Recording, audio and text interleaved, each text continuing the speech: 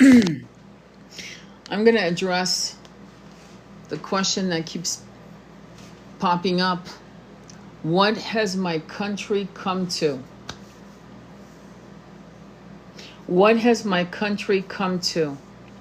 I can't believe I have to protect myself from my government.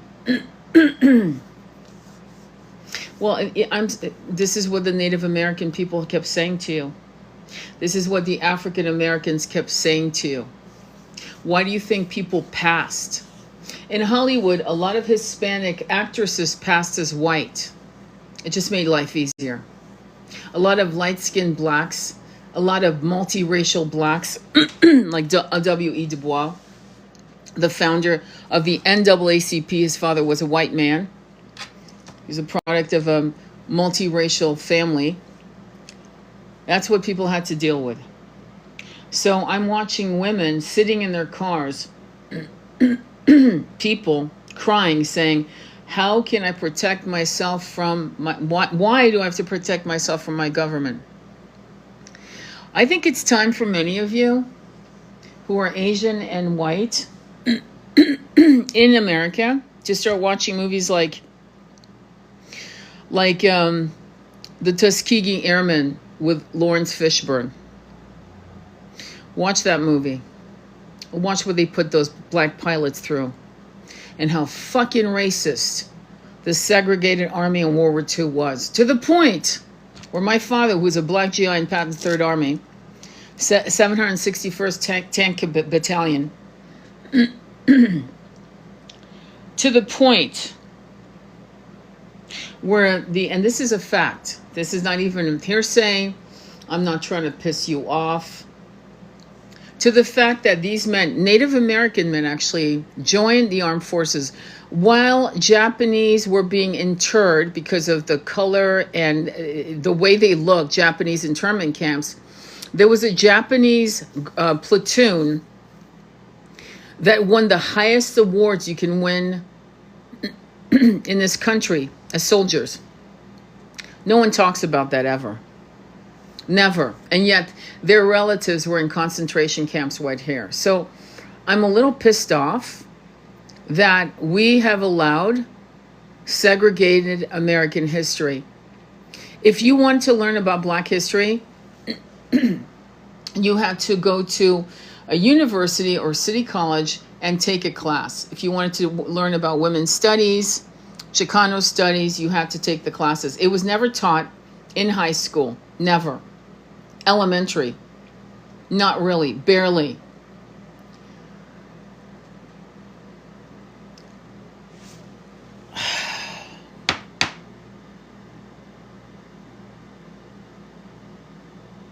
There's so much shit that's been going on that white tea people are finally starting to see. It was never a race war.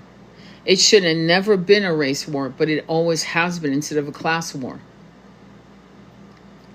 When I talk about the Hopi prophecy of the link of us, of all color, to link arms finally as true brothers and sisters, I'm not saying that to sell you New Age bullshit. I'm saying that so that you understand that it's our only way out. It's our only way out of this 3D system. But when you sit in your car and you start crying about how can this government do this to me, when people of color have told you this was being done to them again and again for fucking, I don't know, hundreds of fucking years, and that now that it's happening to you, you finally get it? That's bullshit. There are biracial kids right now where their mother is black and their father is white, and who pass for white. Just so you know, they pass for exotic, Hispanic, Brazilian, some of them just straight up white. I'm sorry. Okay, they pass for white. And they see, in fact, thank God for them, they're documenting what they've seen, how their black mothers are treated in the same fucking store as opposed to them. To this day, we're talking, this is the 21st century, this is 2026. Look up those biracial kids that have black mothers, and you'll hear what the fuck they're experiencing, especially those that pass for white. They're reporting back, and they're in their 20s, and they're reporting back. And you know who's listening to that? Same old crowd. Same old people. Constantly. It's always, they're preaching to the choir. But these videos need to go to people who are fucking, excuse me, woefully stupid. And here we go again with the fucking TikTok ban. I am so sick of this fucking app. I can't even tell you. When the Tuskegee, you've got to watch the movie, The Tuskegee Airmen with Lawrence Fishburne. You have to watch that movie. You have to watch the movie Green Book. All of you Lord of the Rings fans, Viggo Mortensen took the screenplay and read the story and said, I have to be in this movie. I have to fucking play this racist Italian from Queens who's a complete fuck and who turns around and sees the injustice, the absolute injustice. Most white people don't even know there was a thing called a green book where black motorists would buy this book and it would tell them what hotels, do you realize we still have sundown towns in the 21st century? Do you realize we still have people waving Confederate flags all over the fucking, every fucking state has some yahoo waving a Confederate flag on their building, on their truck, unmolested, unaccosted? And you're going to cry and go, how can they attack me? I feel like saying, bitch, they've been attacking American citizens, except they didn't look like you. I'm sorry. We need to fucking get this shit together. They put our men in jail and they made sure there was a white supremacist, a black supremacist, Hispanic supremacist, so they would all fight each other, Asian supremacist, so they would never fucking come together. Talk about a social experiment that went out into the streets of our countries. Because when my father was born, a ghetto meant poverty. It didn't mean you were black. It didn't mean you were Hispanic. It meant you were poor ghettos. Did you know that? In the Northeast, ghettos were comprised of Poles, Irish, black, Hispanic, Italian, shall I go on, Jewish? And they all lived together. It seemed to me we had more community then than we do now. When black people decided to create their own communities, every single time they were attacked. Every single time. Every single time. I'm sorry. Thank you, my love. So we are going through a spiritual purging and a spiritual atonement in this country. Because you know what's coming out now? Which is blowing my mind, because here I am. I think I'm pretty knowledgeable, but you know what? The more you know, the less you know. Let's be humble about it, because that's the truth. I'm finding out that the Nazis, Yahtzees, whatever, I don't give a fuck, learned from the Jim Crow how to fucking treat people like shit. Jim Crow was American. Jim Crow is an American creation. Okay, so the Germans, the SS, all of them they actually learned from us. But when my father fought in World War II, okay, let me tell you how it went down for black GIs. Because he would tell me these stories once and never again. He never would repeat stories, because when the men have really gone and seen some shit, it's not for entertainment. They don't repeat the same story. In fact, they do not want to talk about it. The ones that really saw real shit. He talked about how the fact is the Red Cross and the white GIs were in the back. They were in the front. The black GIs were in the front. They were hungry. They'd smoke. They'd smoke like chimneys if they could. And they would take whatever they found from dead fucking German soldiers. The boots, their fucking trench coats from SS officers. I kid you not. I actually coined it the skin of their prey. Because that's how they survived. Picking up whatever they could through the pockets of these dead German soldiers. So they could eat whatever, chewing gum, chocolate, whatever was on them, canteens of water, whatever. A bottle of brandy, whatever, however, to keep it together, to keep warm. Because the Red Cross was right behind them. Do you understand? They were never supposed to be. The medics were supposed to be with the troops, not behind them, but to assist the men, to supply the men with new supplies, whatever they needed.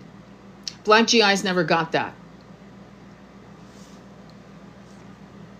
When they came back, one of the most egregious stories I've ever heard is of a black GI coming back after World War II being found on a fucking tree in his uniform with all his medals.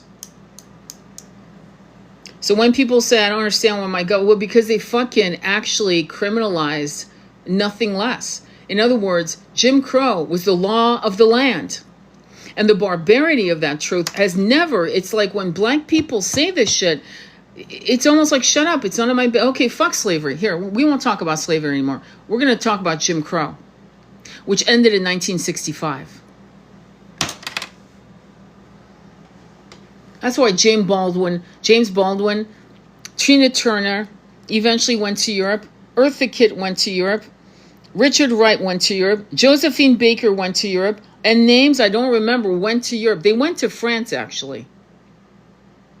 During World War II, white GIs were trying to have British soldiers and other soldiers from other countries turn on black GIs. They wanted to bring their Jim Crow to the shores of Europe. That's an abomination. The hate, that's why when I look at these old, no offense, I'm sorry, these old Tuskegee Airmen, I think we lost our last one. You better watch that movie because then you'll understand what these men had to go through. They were accused of cheating in tests. They didn't want to be white airmen did not want to fight with these the Mustangs. I think, yeah, I believe it. They were called Red Nose. They would paint their jets with red on the nose of the planes, jets. They were so fucking good at protecting bombers that white airmen would request these men to fly in those missions. That's how fucking good they were at their jobs.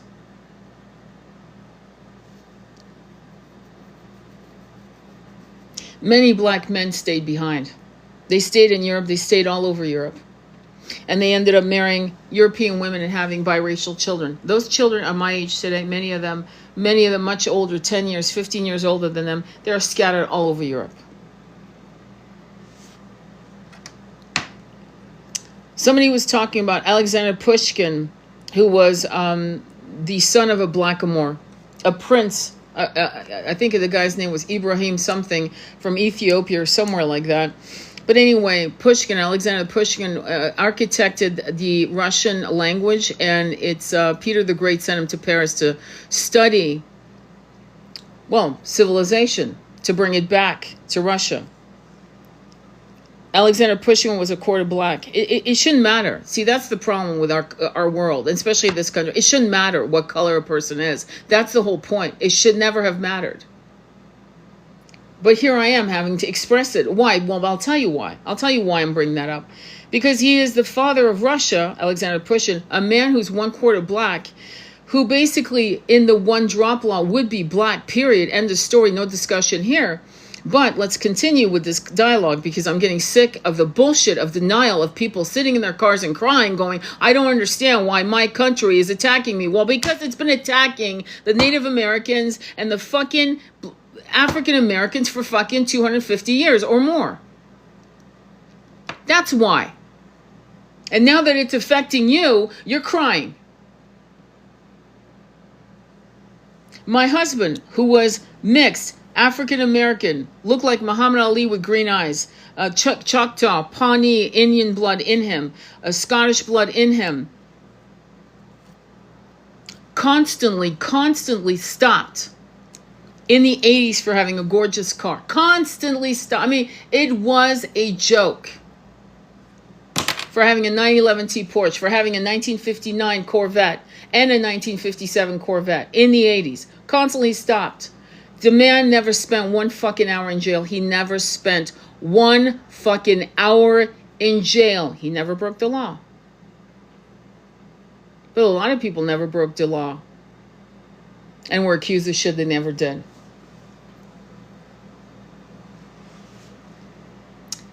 This is why when Gaza exploded, many of us in 2023, 2024 said what happens to those people will happen to us. Why would we say? Well, because people of color understand that. And white people need to start acting like they're of color. By the way, right now I'm reading a book called something about how white was created. Because see, before white, the word white, it was you were French, you were Italian, you were Spanish, you were Portuguese, you were Arabic, you were African, you were Chinese. Do you understand? This is a term that was created. And the irony of ironies is the true Caucasian people from the Caucasus Mountain Persian people are the true white people. Just on the side note, though to you they may look Arabic or whatever, but they're not.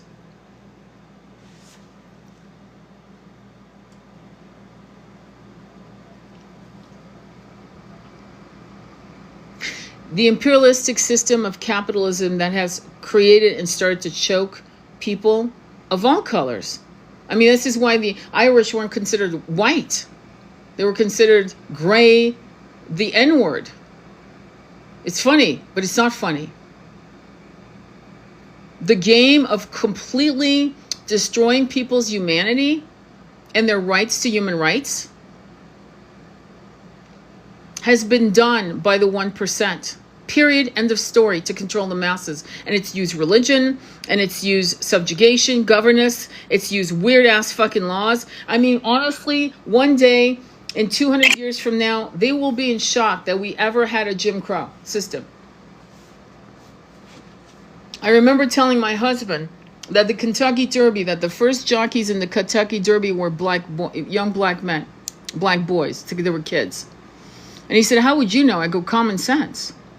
What do you mean common sense? I said, because who do you think built Thomas Jefferson's mansion?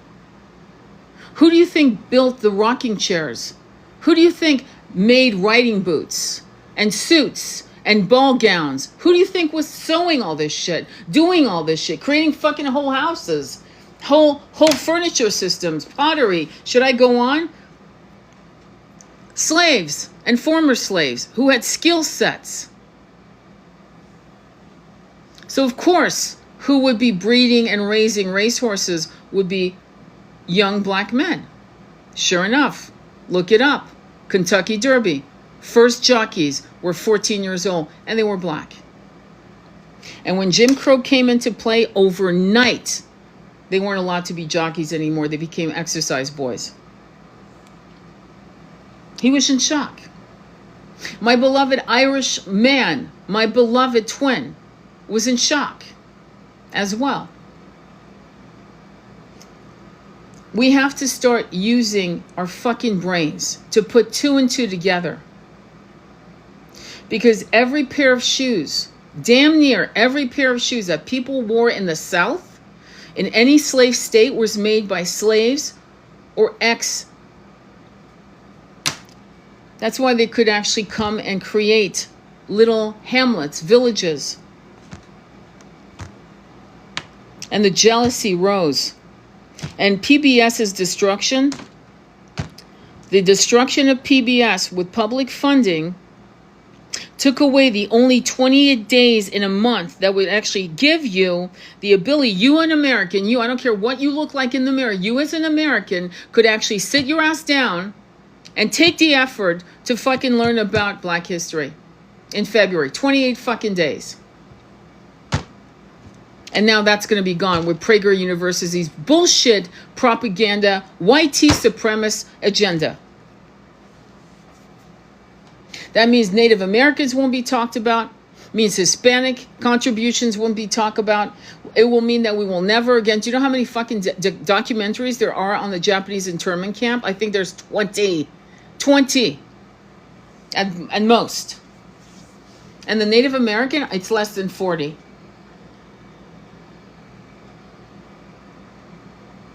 The destruction of the Native Americans through the boarding school, you really need to hunker down and realize the psychological mind fuck of taking away a person's language, which, by the way, was taken away from Africans who landed here. Africans who were also Muslim Africans who could read and write in Arabic.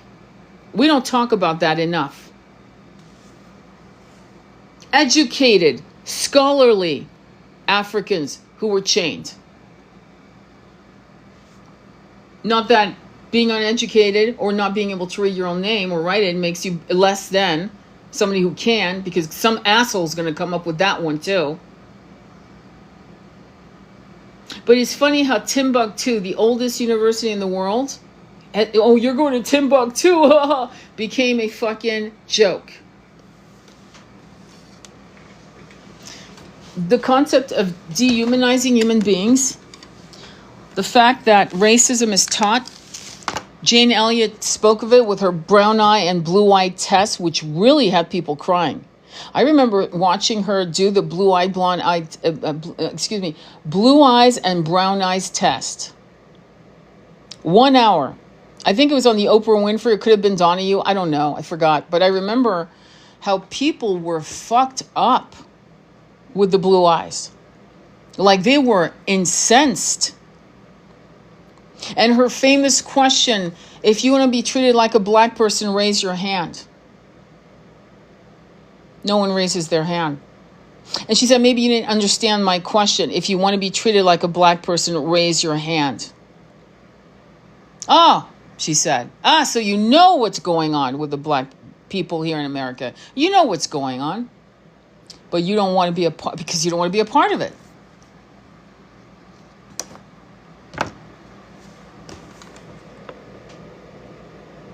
On a spiritual level,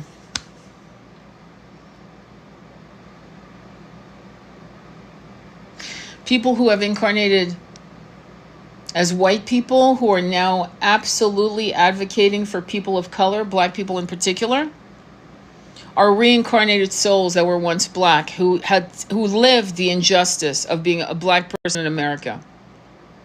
Sit with that for, I don't know why it's blowing anyone's mind, because I said that to someone and they said that's blowing my mind. Why? That's the nature of reincarnation. It's the very nature of reincarnation. You are one race, one incarnation, and you go to be another race in another incarnation. So if anything else, you're going to learn empathy. You're going to learn that we're all alike. It's exactly what Martin Luther King said. Not the color of the skin, the content of your character. That's why I tell people, don't hold on to your fucking lineage like it's your flag, like it's your very reason of being. Because these avatars are absolutely temporary.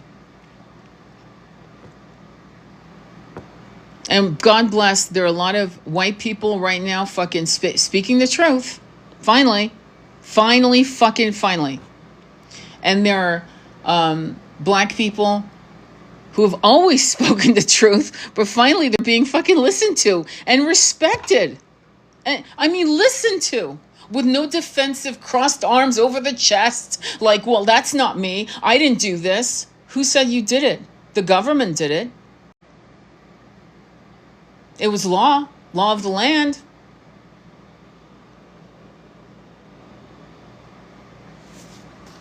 And this is what we have to understand as a people.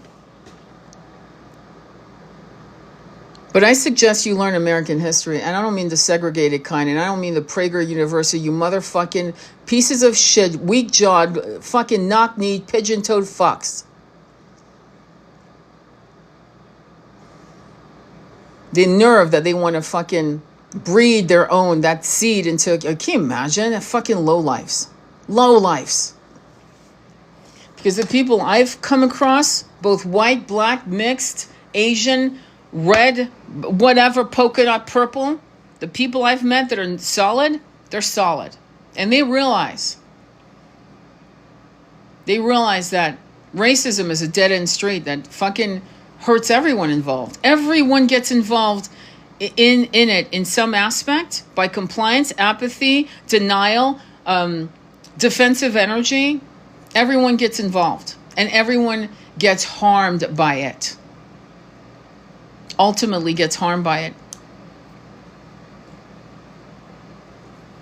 And the Germans who woke up out of the fucking deep sleep understood that in the end. They understood that. They understood that what they had done was to not just harm a certain sex of people. It wasn't just Jewish people. There were black people in that. There were gay people in that fucking terrorizing timeline. There were also rebels in that timeline. But they all realized when they came out, rubbed the fucking ignorance out of their eyes. They realized that it had destroyed their fucking country. Destroyed it. Put millions of their own kind in jeopardy. It was a no-win game. No win. And ultimately, the reason I'm asking you to look at Black history and also look up the Japanese soldiers, this particular platoon, whose name I can't remember, who won the most fucking awards. I learned that on PBS. I'm not Japanese at all. Do I have to be Japanese to sit my ass down and look at some history? Do I have to be Japanese to sit down and look at someone else's experience of oppression? Really? Do I have to be a woman, if I'm a man, to look at women's history? Sit your ass down and look at women's history. My fine little men, your little Nick Fuentes followers, your body, my choice type of assholes out there. And by the way, mothers, you sit your sons down with your daughters and you let them watch all of it. Black history, women's history, Japanese history, Native American history, all of it. In the 70s, when Jim Crow collapsed in the 60s, and the 70s was an incredible time. And actually, when I think back on it and I see the fucking difference between now and then, I go, holy fuck, have we stepped deep backwards into dog shit. But back, we've gone all the way back to the darkness of Jim Crow, in my opinion. And some incredible content creators have come with the analogy that these ice cubes running around are more like slave hunters, not Germany. Because remember, the Germans learned from the Jim Crow. They studied Jim Crow.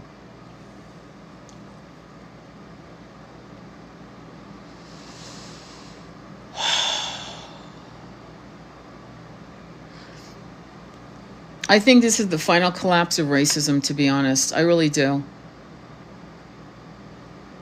But in particular, white Americans are going to have to wake the fuck up, because I can't believe some of my white brothers and sisters in Europe know more about Black history than you do. And this is your fucking country. And I Dutch, Norwegian, Irish, English, they know more about Black history than you white Americans do. And that's a problem. And you're not teaching it to your kids. Oh, well, my school. No, fuck school. Fuck school. Now that we know who was writing the books, school books, now we know why. Oh, and they're continuing. What's this guy's name? Peter? No, hang on. Mike Pornio, or I forgot his name, his last name. A piece of shit. He's decided that he's going to rewrite the history of what happened to the people in Gaza so that the new generations won't know about it. Or barely. It'll be like a little, footnote in history. The system is never going to collapse, and the system will always contain itself into a machine that's well-oiled as long as racism exists. That's it. And the way you deconstruct racism is you humanize people. How do you understand their experiences, you understand their stories, you understand why they did this and that. Why did they feel unsafe? Who made them feel unsafe? Do you realize that when my husband's parents wanted to buy a house in Northern California, Jim Crow, just so you know, they weren't allowed to go and look at Nob Hill or Russian Hill or Pacific Heights. They were relegated to Oakland. And his mother put foot to ass. And the real estate agent acquiesced that they could actually maybe look at Haight-Ashbury, which is what they eventually bought a house in Haight-Ashbury. Do you understand what Jim Crow was? It made people not be able to own and access the possibility of wealth. Do you know how much her house was worth? She'd get cash offers for $1 million back in the 80s. Do you understand? This is the 80s. But do you know how much those houses in Russian Hill, Nob Hill, and Pacific Heights are worth? $15 fucking million. Do you get me? That's what Jim Crow did to black people. It stopped them from buying land, rich land, property. Now do you understand? So when people talk about 40 acres and a mule, which is a promise that was never kept, when people talk about getting paid for the loss, and of course white people come up with the reason, and Hispanics too, against, it's always certain fucking assholes with an opinion and not a pot to piss in, but they'll say shit like, well, it's not our problem, it's past. Well, they gave money to the Japanese for the land they lost in Monterey. Do you know what Monterey is worth today? Monterey, Carmel by the sea, Pebble Beach. These were Japanese-owned lands. I sometimes wonder if that whole thing of gathering them up wasn't just to fucking take the land. Do you know how much they got? $40,000. Do you know how much the land is worth? Trillions of dollars. So when black people say I need a check, African Americans in particular, not immigrants newly here,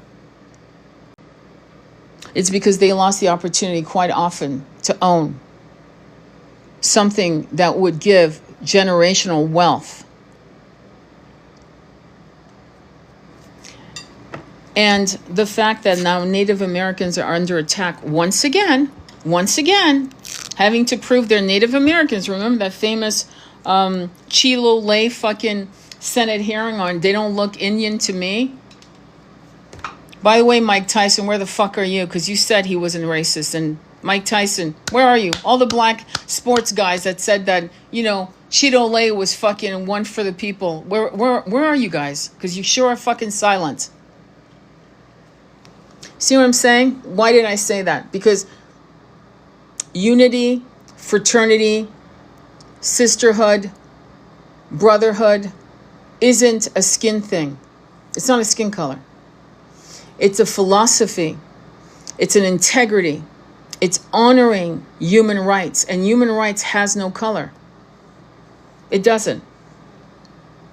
That's why you've got people who are of your own race who will turn your ass in for fucking a glass of milk, $100,000 or $7,000 in their bank accounts, and say things because they're on the payroll to the machine. That's why they're afraid of the Hopi prophecy, because the Hopi prophecy makes us all brothers and sisters. Jane Elliott, she has dedicated her entire fucking life to destroy the machine of racism, the divide and conquer system. And people having the audacity, using religions to shame gay people, to shame people who want to marry each other from different religions or color. Thank God we've got other wonderful abolitionists coming back up through the ranks who are being celebrated once again. But why do we have to keep going back? And I'll tell you why. Because no one fucking actually ever learned it. Like, seriously. People, if you call yourself an American, you should know non-segregated history of this country. So when you tell me you went to college and took another class in American history, I challenge you. You didn't learn shit. History should never be segregated. So when Alexandra Pushkin was, I'm going to go back to that point because it's important, a Russian girl, by the way, white Russian girl, and yeah, this is such a thing as white Russians. They were called white Russians in Moscow because they were white, the word you would use, because the rest of Russia is ethnic Russian. They're mixed with all kinds of things. And they definitely don't look Norwegian. Let's put it that way. But anyway, here she is, a young white Russian, probably under 30. talking about Alexander Pushkin and saying he was a man of color and that he actually is the father of Russia as we know it, and he's celebrated and blah, blah, blah. And of course, white Americans and others from different parts of Europe who are idiots saying that's not true. He was never a man of color. And she's like, and she had to do like 3 different fucking videos to say, yeah, he is. And we all know it in Russia. And we celebrate him because he's the father. He brought culture to our world. Because up to that point, we were kind of all over the place. Finally, and there were books on this in the 1820s, on the non-segregated army of the French, Napoleon's army.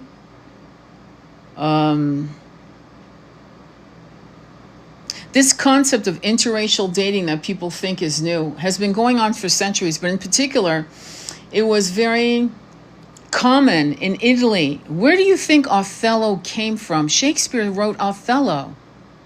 It's a blackamoor who's taken over, I forgot the town or whatever, but he's taken over one of the principalities of Italy. And he's married to Desdemona, an Italian woman. What, do you think he made this shit up?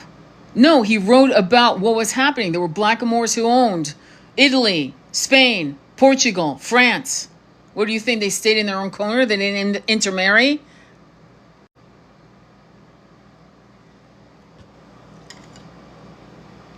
Watch Othello with Kenneth Branagh and, oh shit, forgot his name again. He plays Morpheus. Lawrence Fishburne plays Othello. Watch it. It's based on facts, not the actual story, but the actual reality that there were commanders, conquerors in Europe. No one talks about this in this country, but you would know, you would understand why it's not talked about in this country. But yet everyone, Othello, yeah, whatever, Othello. But I mean, you got to kind of like think, wait, hang on, Othello, what century was that in? When is that? Hang on, 15th century? What was happening? Wait, hang on. How long did they own that part of Europe?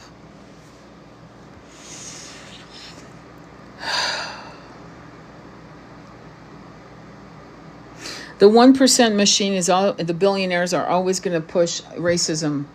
They're going to push homophobia, racism, sexism, gender wars, this, that, and the other, again and again. And we need to dismantle the whole fucking chain of the chains around our throats, our eyes, our waists, our ankles. We need to dismantle it. Do you understand? We have to decolonize ourselves individually if we're going to make the Hopi prophecy come alive and make this planet thrive the way it was always meant to.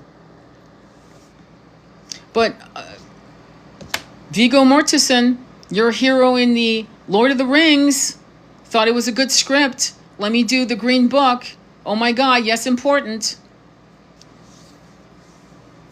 Viggo knows, what is it, 9 languages? Learn more than 1 language. Learn multiple languages. Whatever speaks to you, learn the language. It's never too late to learn another language. My father knew German, French, Italian, and English. 4 languages. Okay? Learn languages. Learn how to act with self-respect. And a self-respecting human being is not a racist. And they're not homophobic.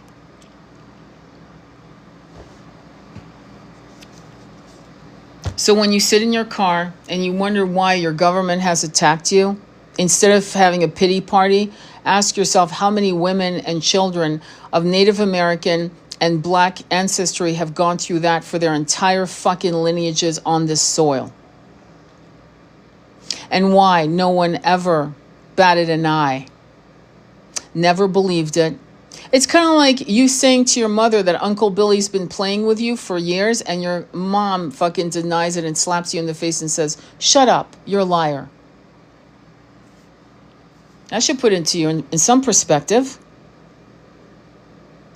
We all know what that feels like to say this happened to me with Uncle Billy or some other Grandpa Joe and denied as a liar. Well, that's what we did to African Americans who talked about what was happening to them. And it wasn't just talked about, there were photos, photo evidence, weird, macabre shit like picnics and shit like that. And worse, things so badly, so bad.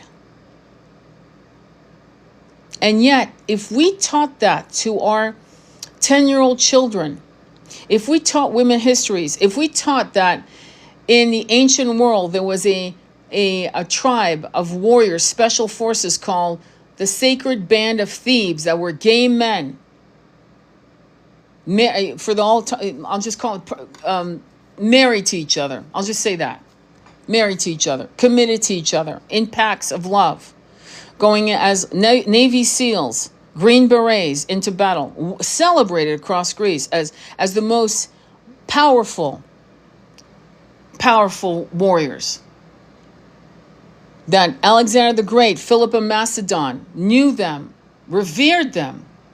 They were but they were gay. Oh my God, they were gay. Oh, what shall I do? Shall I clutch my little fake pearls? Nothing has ever been new.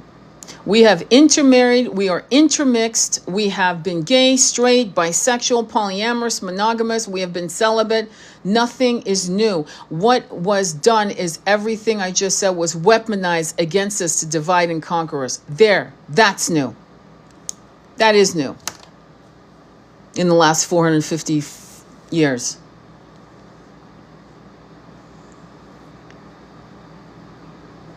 And I'm always telling you guys that these three Abrahamic religions are so misogynistic and so sick. And we can take the beauty of some of these religious books, and we need to have the kahunas to throw the rest away. No one can speak to God for you except you. No one can bring you the opening of your chakras except for you. No one can teach you anything better than your guides and your own soul's remembrance.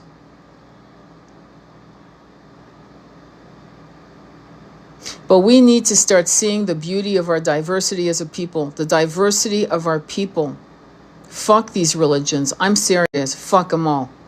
Probably the only religion, if my son said I want to be a Buddhist, I'd say, okay.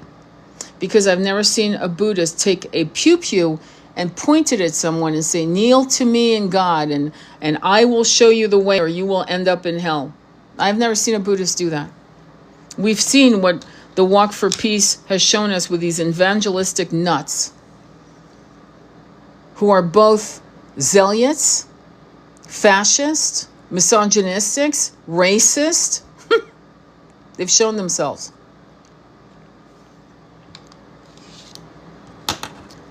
So, as we progress through 2026, you need to, if you're white, start watching movies about black people. Documentaries on Adam Clayton Powell Jr. No one knows who he is. You know, and people make stupid comments. Thurgood Marshall, we turned in a Thurgood Marshall. I made that comment in one of the posts. I said, we got a Thurgood Marshall. If you don't know what he did during the NAACP fucking Jim Crow bullshit, he was traveling all over the South trying to give black men and women fucking, I don't know, justice with an idea. He was a fucking amazing man. We got him. He dies. And then we get a Clarence Thomas. So do you understand? It's never been a race war. Because even people who you think in your Hispanic community, in your black community, in your white community, in your Asian community, other communities, you will have fucking traitors. And they're traitors to human rights. They're not traitors to you personally. They're traitors to human rights. You see what I'm saying? And that's important to understand. It's very important, and you're seeing it. And Renee Good was a great example of that. Do you understand? We need to deconstruct racism in ourselves. And the best way you can do it is to watch these movies I told you about. Look for documentaries on the Japanese internment camp, on these incredible soldiers. Look at documentaries on what exactly happened with the Native Americans in those boarding schools. I studied it. I did a whole fucking series of fucking editorials for my classes in college on what the psychology was, in particular to the Native Americans, and what they systematically did to these children, to these babies. By the way, what people don't understand, when you cut people's hair, it's psychic energy. We know in the spiritual community, we know you don't cut your hair unless it's full moon. Okay? And the act of shaving your head, what is that from? Because I've had a lot of my friends who have the propensity to grow hair down to their ass in like a year and a half. Most of these women friends I've had, when they shave their hair off or cut it all off, they're in grief. They're grieving a relationship that's ended, a death. So when they were cutting the hair of those indigenous kids, when they were shaming them for the color of their skin, when they were beating them and essaying them, let's be honest, every single one, they turned them into addicts. These kids came out not even knowing how to speak to their own grandparents. And they hated themselves. By the way, most of us innately, unfortunately, harmed by the many incarnations under these religions, right? We carry some scars of all of these incarnations, and we inherently walk into these incarnations at some point not liking ourselves. By the age of 4. Well, how do I know that? Well, because I saw a little girl in a very viral video that came out about 7 years ago. She's only 3 years old at most. And she's an African-American little girl, absolutely gorgeous little, beautiful little girl, crying because she hates herself. So you could say it comes from multiple things. Social media. But it's in the air. It's also things we carry from past lives.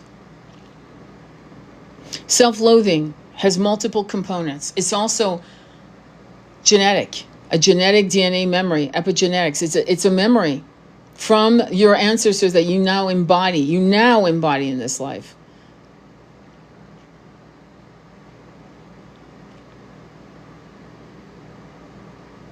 And in particular, women have a hard time accepting themselves because the machine is there to make sure you never feel like you're good enough. I'll give you an example. In the 1960s, late 50s, early 60s, my mother tried to get a job as an airline hostess. She was 5'7", 120 pounds, gorgeous face, gorgeous. But you know what she had? Her 2 front teeth were a little crooked. So she didn't get the job because of her 2 front teeth being a little crooked. Swear to God. Didn't get the job. She was like 19 years old, 20. Didn't get the job because she wasn't perfect. So you have to understand, your mother is born in the 1930s, 40s. They had to deal with a machine that told them that unless they weighed 120 pounds or 100 pounds and 5'7", 5'9", models lying about their weight and their height, 5'10", 120 pounds. What do you think that looks like in real life? I've actually seen it. It makes women who are 140 pounds at 5'4" feel like shit. It makes women who have buck teeth or smaller eyes or small breasts or big breasts, or I could go on and on. A tiny waist, a big waist, no waist, big muscular legs, stick legs. I mean, it's insane. The machine makes sure that you never feel good about yourself. Never. You will never. At 45, you'll look back when you were 14 going, what the fuck was wrong with me? I was fucking gorgeous. But not when you're 14. Not when you're 22. Not when you're 45. At 45, you'll go, I need to lose weight. I need to do this. But then at 60, you'll look back going, what the fuck was wrong with me? I was gorgeous at 45. The machine is there to make sure that you never feel good in your skin. It doesn't matter what color skin you have. Never, never. You'll never feel good as a woman. And men don't fucking understand that. They don't understand how vulnerable women are. Or maybe they do.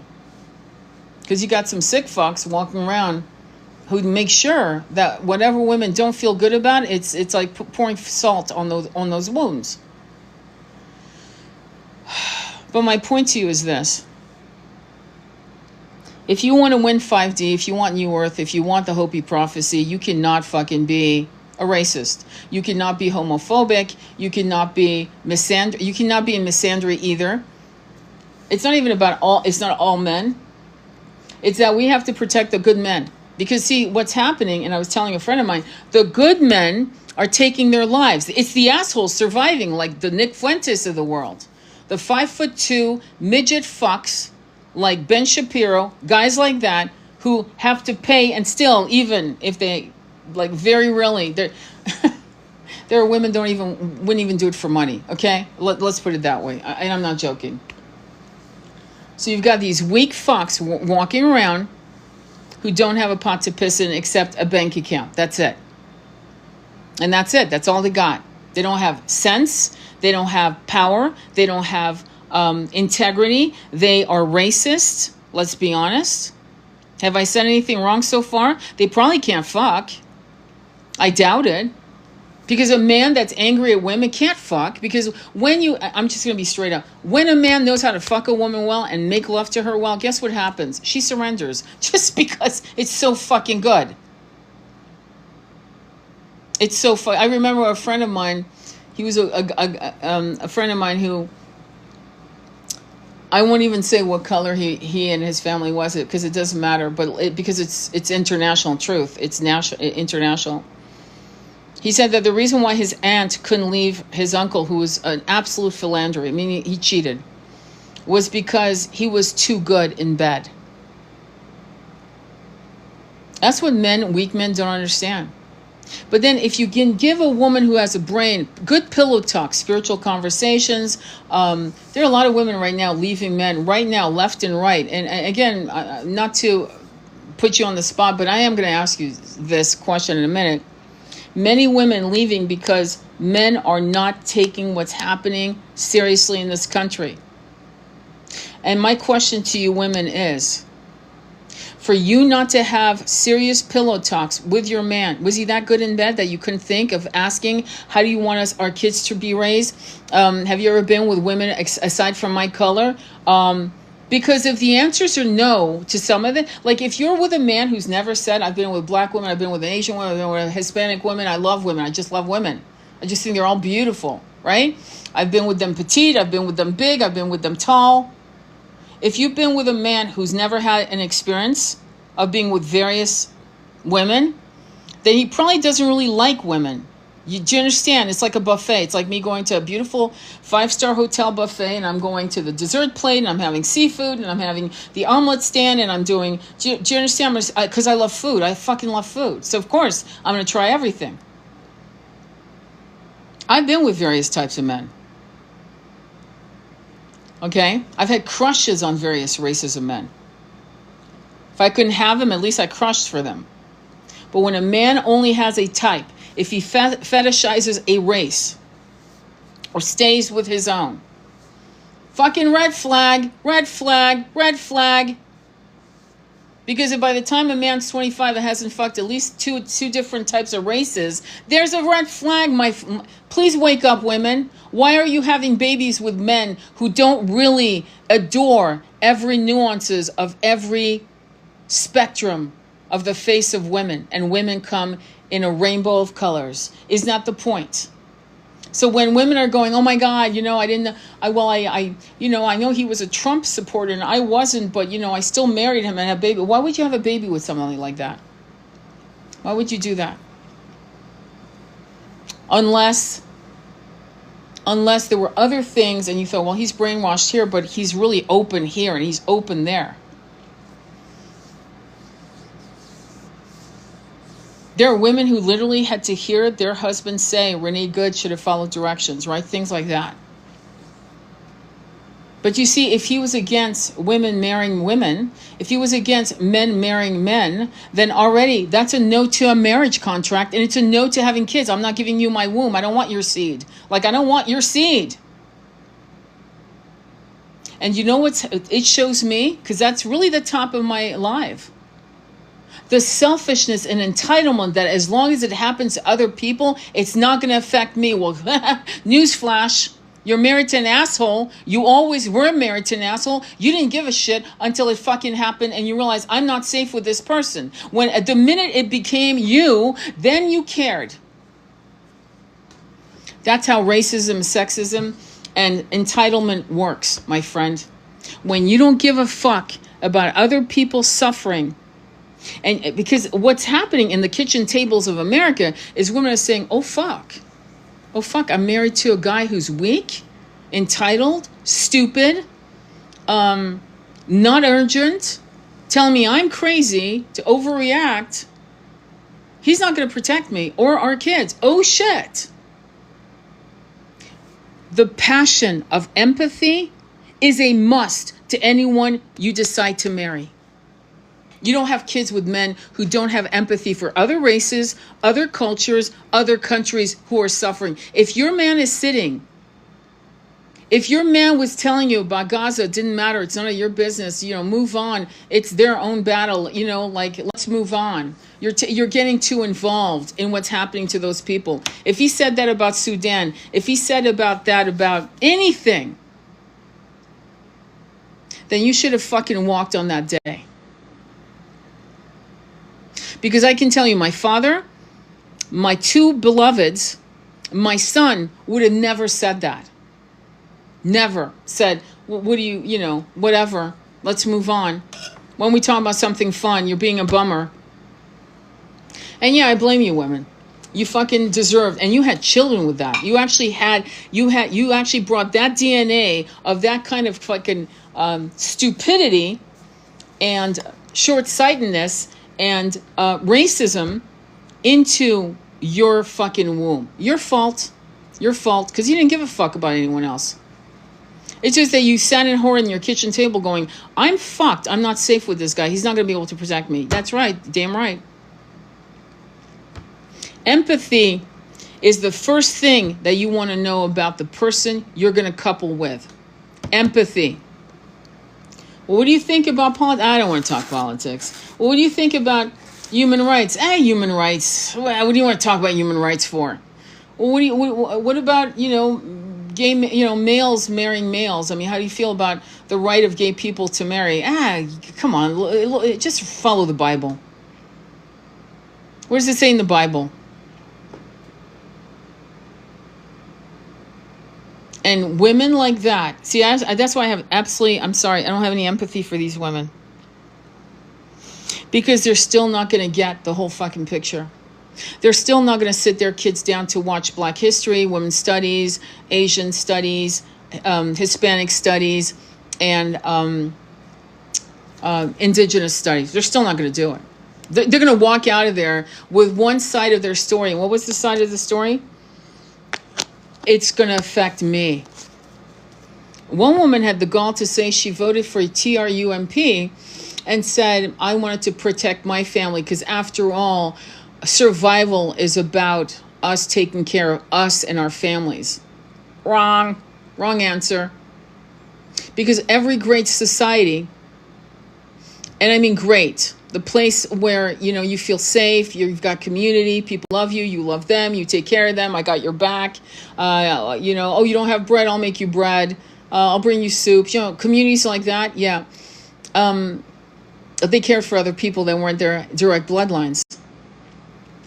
The reason why we're here and we don't know our neighbors if we live in a fucking apartment complex is because we have been taught that that's, and by the way, COVID lockdown enforced that concept of stay in your fucking lane. It's none of your business.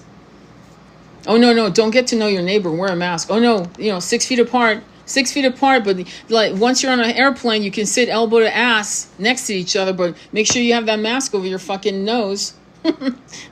The fact that it was all played out in fucking real time in the 21st century and we're still acting like we don't know what the fuck happened.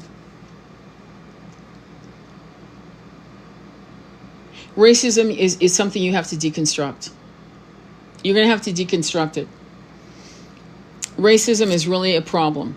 It's been the absolute cancer in our societies for hundreds of years. But there was a time when that was not in question.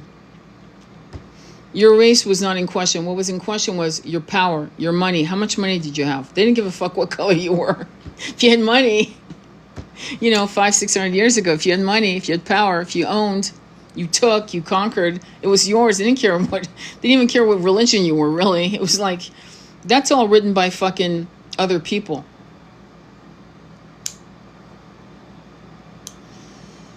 And so you have to, I'd say, Sunday, watch Green Book, watch the Tuskegee Airmen with Lawrence Fishburne, watch Othello, watch 18, hang on, I want to make sure I'm getting it. Yeah, watch 1923, the show on Yellowstone. I'll tell you why I want you to watch it, because it talks about fucking what happened with Native American people in these fucking, it gives you it gives you a little pin drop of what happened to the indigenous people in those boarding schools. The brutality, the absolute fucking hate that these clergy people, whatever, missionaries had for the Native American indigenous people of America. Absolute vile, supremacist. I'm a Catholic. I'm a nun. I'm a priest. I know more than you. You're a savage. I must cleanse your soul. You are sinful. Watch it. In fact, some people couldn't watch it. It was so fun. They would skip ahead. They couldn't watch it. Fuck the love story. Great love story. Whatever. Okay. But watch the character, the girl that's indigenous, and what they do to her. And that's just the icing. That's just a cherry. That's not the entire cake. And that's what they did to African American people. When Africans came on this land, they stripped them of their language, beat the fuck out of them if they spoke their language. They couldn't talk to the language. They couldn't write their names. They couldn't, do you understand? And then they shoved this weird fucking religion down our throats like, foie gras, Have you ever seen a goose being force-fed? Yeah, it was force-fed. And now you've got Native American people. Jesus is the way. Jesus is the only way. Yeah, sure. If you know the real Jesus, not the thing that was commercialized and packaged by conquerors, kings, and and popes who were also conquerors and killers. Let's not forget. But Native Americans saying that their way, I swear to God, I saw a post and I went, holy fuck, you've got to be joking. It's the 21st century. What are we doing here? Native American people talking about the blood of Christ and how their old ways were savage way. I swear to, if I didn't read these comments, I would have told someone they were lying to me. Completely lobotomized of their innate. Now, if you follow me, I've been talking about the Native American, indigenous Americans 600-700 years ago, and saying 5D was on this particular timeline for these Native Americans. In other words, they were living 5D world. They were connecting to Father Sky, Grandmother Moon, ancient wisdom of the trees, of the wind, of the rivers, of the wolf, of the hawk, of the owl, of the bison. There was something beautiful. And they were nomadic people. And they knew God. They knew the Great Spirit. They were a gentle people. I'm not going to listen to people, colonialists, imperialistic fucks tell me about the history of those people. And much of it has been wiped, clean, slate. That's what this Mike Pompeo, that's this the name. Mike Pompeo wants to make sure that whatever our generations of grandchildren will not remember what happened to the people in Gaza. Yeah, fuck you, dude. Fuck you. We'll make sure they never forget. 7 generations out. Good luck on that little thing. This is not the 1970s. These guys are playing from a template of the 1970s, 80s, 90s, and into 2000 when we had flip phones and beepers. Those days are gone. We can't unsee it anymore. We know what happened, and we will make sure that they never forget. Never. And so your job, I don't care what color you fucking are in this incarnation, your job is to watch what happened through movies and documentaries, to catalog it in your head so you can fucking reset yourself to being the starseed that you were born to be.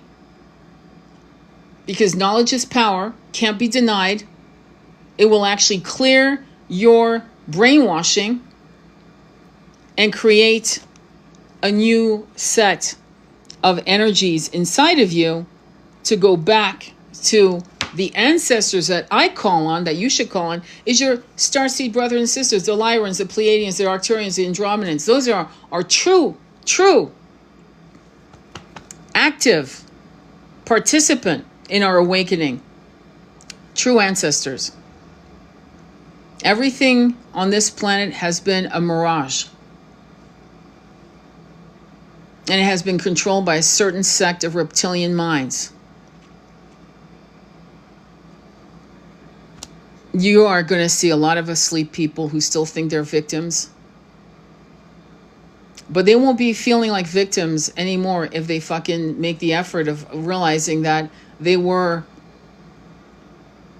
brutally colonialized by the kind of education they received. And I blame the parents. I'm sorry. Fuck you people as parents. Fuck you people, all of you. If you fucking aren't reading to your children every night, if you're not fucking having conversations while you're driving to work or hiking with your kids and having beautiful conversations on nature and then having intense conversation about the world and who runs it and what was done to oppress the people for fucking thousands of years, if you're not doing all of that and more, then you're not fucking parenting. You're just breeding. You're breeding kids. You're not parenting them. You're not raising the future. You're raising more problems. And that is going to trigger people because, again, I'm not here for you to like me. I don't care if you don't like me. I actually don't give a fuck. What I care about is for me to talk to people who are ready to fucking be aware, awake, and urgent about resetting themselves to the right frequency match of this new earth. And if you're still playing and kicking ball with 3D templates, you're not going anywhere. So first, knowledge, knowing how you were lied to, and then moving out of it, because we're not going to stick there. I'm not going to stick there and go, oh my God, rubbing my hands together. Oh, we were so oppressed as women, as black people, as indigenous people, as Japanese, Chinese people in this country, and more and more and more, right? I'm not going to do that. I'm going to say, I didn't know this. Let me find out what I don't know. Reset, starseed, Hopi prophecy, let's go. Let's fucking go. Because if you're still holding on to the old shit that you're ashamed to even drag out of the closet, meaning you're ashamed to, so I'm not racist. Okay. Why do you think you're not? Well, because I'm this color and I can't be racist because I'm this color and that color because I'm polka dot and you're blue. Bullshit. Bullshit. Find out what's going on and look at it and purge it and almost like do a release ceremony to it. And then reset, boom, starseed, Hopi prophecy, let's go. My whole conversation is not about you wallowing in guilt, wallowing in shame, wallowing in regret. No, it's know it. Fucking know it. And realize that this system in this country, sadly, had the opportunity so many times to be great, and it will be great. One day this country will be magnificent. It will. Because of people like you. It will happen. I'm not sure when, but it will happen. because you will be the light bringers of the Hopi prophecy, and it will magnify across the planet. It will deconstruct all kinds of other weird ass fucking system oppressing women and other people. Okay? Caste system in India will collapse, shit like that. You know what I mean? And I don't care what people say. Oh, there's no caste system. Yeah, but there's been a caste system for a long time. Long time. You are actually the ones who will bring the whole thing to a new reality. But first you have to understand who fucked who and how many laws made it legal to fuck people over. I'm sorry. There's a story, there's many stories like this, but of a Native American who owned Native American lands, right? And they found oil, and somehow they lost their title, and big fucking machines came in to make billions of dollars off the oil that should have belonged to Native American people. There's just so many fucking stories. You would be shocked. So many stories of people fucking people over using the law to do it.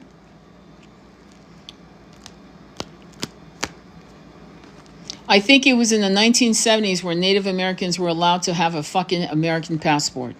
I think. You could go, oh, it was the 1950s. Okay, I'm wrong by 20 years. Still wrong not to have a passport. I could go on and on. But for anyone to say, why are they doing this now to me, is an abomination. Scandalous, blasphemous. Who the fuck are you?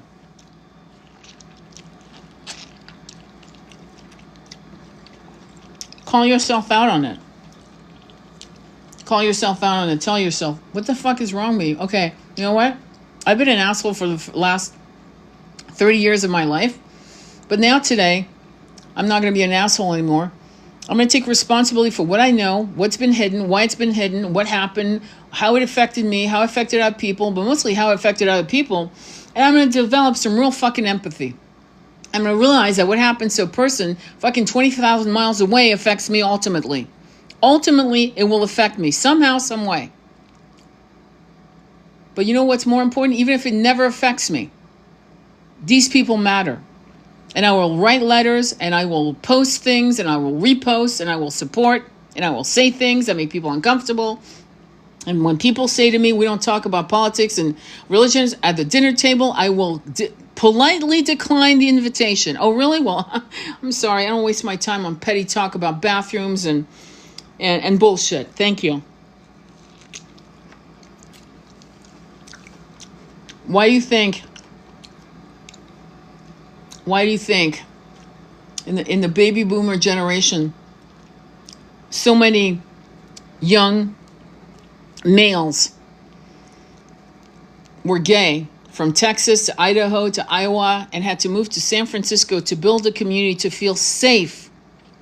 There was a time, movie that you need to watch, Torch Song Trilogy, Matthew Broderick. Watch that movie. I dare you not to cry.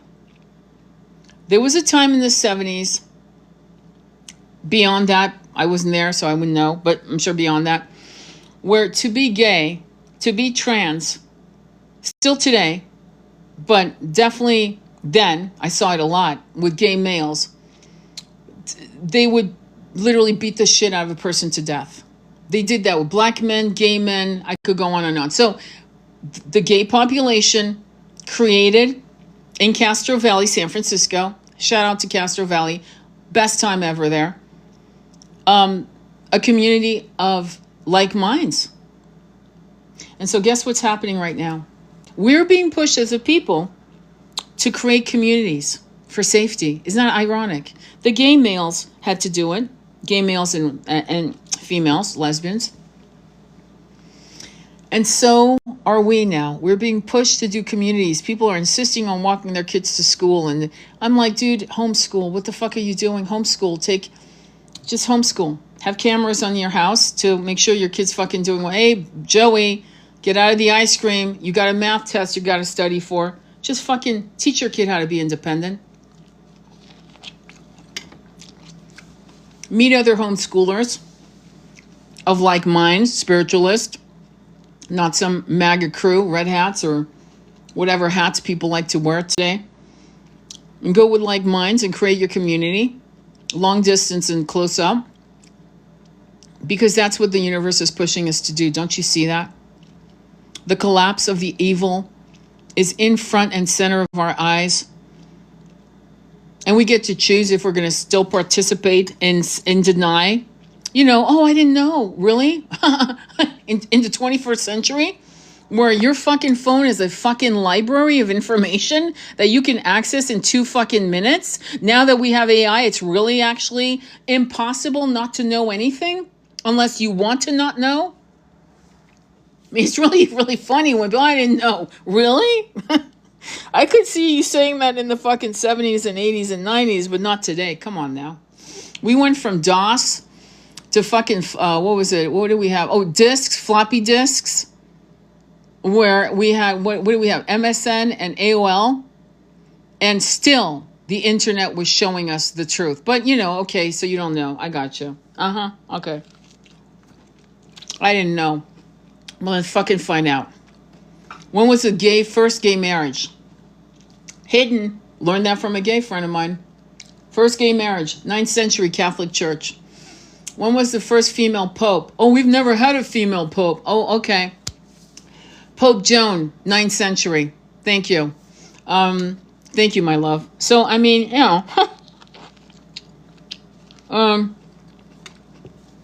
first Spanish pope, the Borgias.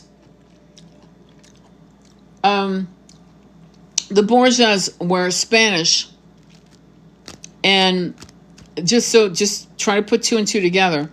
The Moors had been there for 800 years in Spain. So yeah, there was intermarrying bloodlines of the Blackamoors, black, and the indigenous Spanish people. What do you think happened? What do you think people look like? Anyway, moving on. Just put shit together. Like, think. Fucking think. Alexandre Dumas, the writer of the Count of Monte Cristo, the Three Musketeers, D'Artagnan. His father was a marquis. He was the son of a marquis in Haiti, in the Haitian, in Haiti, excuse me. His mother was a black slave, Haitian slave. His marquis. His father was an aristocrat. And there's a book called The Black Count, written by a white guy. And one of the things he has wrong, which I don't agree with, but, I could be wrong. Who the hell am I? Saying something that they weren't free. The issue of any slave in French systems, also it was the same in Brazil, was free. Unlike America, where, this is why you had Thomas Jefferson with octoroons. What does that mean? People say, oh, it's a put down. I don't give a fuck. 1/8 black. What does that look like, 1/8 black? It means it looks like you if you're white. Look in the mirror. That's what you look like. You look like that. There, right there. That's what I mean. So he had children, and reportedly that looked just like him. In fact, 2 of his sons looked exactly like Thomas Jefferson, and he literally lent them out to a neighboring plantation as slaves, his own sons. So when you say, and you sit in the car saying, I'm crying, why would this happen to me? It's been happening for the entirety of this history. You see what I'm saying now? And the difference between Europeans who have a lot of issues with slavery, with racism, don't get me wrong, but a lot of it is, it's a little more complicated than you think. But so far, we don't find the virus of strange fruit on trees in Europe. The history of Europe does not have strange fruit on trees, like how continuous, daily it was here during Jim Crow. Okay? So right there, that's the difference. So if a black person felt weird in Marseille or Italy and Rome or whatever, they're not going to end up on a tree, but they might here in the South. I'm sorry, South. I'm sure many of you are good people, but there The majority speaks, okay? And ultimately, my last thing I'll say is until you thought, because you thought it was okay to have Confederate flags because, you thought it was okay, and it didn't affect you to see, you don't know what a Confederate flag is to black people, and we all know what that means, but you do not understand. But if I told we saw a Yahtzee flag and a Jewish person told you how they felt, you would actually suddenly understand. I've never made a live like this before because you need to understand that what Renee Good was the final fucking tearing down of the last curtain of entitled, self-important supremacy that as long as it doesn't happen to me, I'm good. God bless that woman. God bless her son and her children.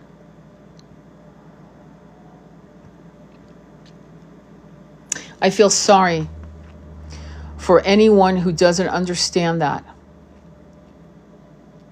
For anyone who thought it was okay to say that as long as you follow orders. Jim Crow was a law. A man could beat the fuck out of his wife and get away with it for hundreds of years. He could actually take her life and get away with it. That was law. Making children work in factories, white kids in England, in France, in Italy, until they lost their limbs and thrown into the streets as beggars. That was the law. There were lots of laws that are unjust. Lots and lots and lots of laws that have been enforced, like le droit du Seigneur, the right of the Lord to have sex with the virgin who just got married to her husband. But the right of the Lord made sure that he could have, this lasted for 1,000 years in Europe, most of Europe. He could have sex with her. So when people talk about laws, it was a law that indigenous people had to stay in their reservation. It was the law that they couldn't have a passport, like I said previously, and that means they couldn't leave. They could not leave. By the way, you know what a law was that's very interesting in the Palestinian people? They weren't allowed to have chocolate, cilantro, and wedding dresses. That's just the 3 top things that struck me. Wedding dresses, chocolate, and cilantro. I'm sorry.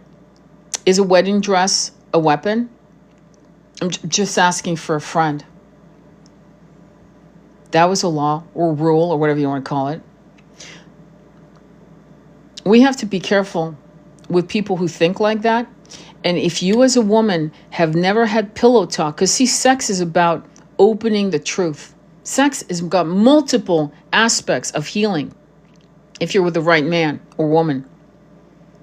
But what you women don't understand is that you sat there and had sex with a man, didn't talk about shit but bullshit, football games and Uncle Bobby buying a new car and Aunt Mildred going to Dakota to buy a horse. But you never talked about real fucking shit. And then you decided to get pregnant and had a child with this person who doesn't give a fuck about anything but himself. And possibly you if you're lucky. And you thought that it was okay until you sat in that kitchen table and realized you were married to a fucking monster. Because you see, when a person doesn't care about the suffering of other people, people you meet, people you'll never meet, countries you'll never go to, never. That's a monster. Oh, I don't care if they're wearing Levi's jeans, cowboy boots and a cowboy hat and a good old man t-shirt. Still a monster. Because you didn't think it was a good idea to talk about politics and religion. Well, my friend, you earned that man. And you guys complaining and talking about how you're divorcing in droves. Bitch, you should have known what you were fucking before you ever fucked it. I have absolutely no fucking patience with dummies. And now you're going to have to raise children counterbalancing what that man does and says to your kids, yours, because you carried them for 9 months, your kids, and he's going to get access to them and dribble his poison while you have to fucking untie the knots, and then you'll go back and forth for years. Young women out there, before you fucking decide to marry or have a baby with a man, you better find out what he thinks about everything. Women, what kind of women he's had sex with, how he sees beauty in women, how he sees religion, how he sees men who treat women like shit. Does he applaud and support misogyny?